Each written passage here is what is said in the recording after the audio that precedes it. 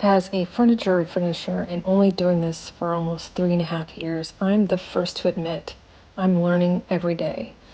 But this antique table came to me and needed some major fixes. And one of these, as you can see here, is that it was missing almost half of the foot.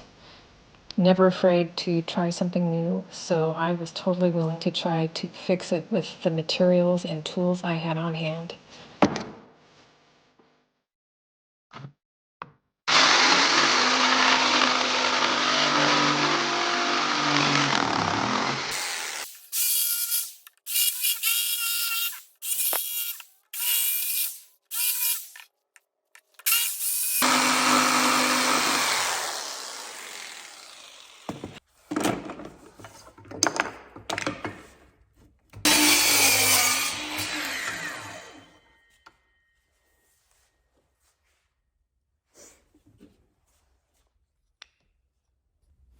Am I just crazy to think this will work? Well, let's find out.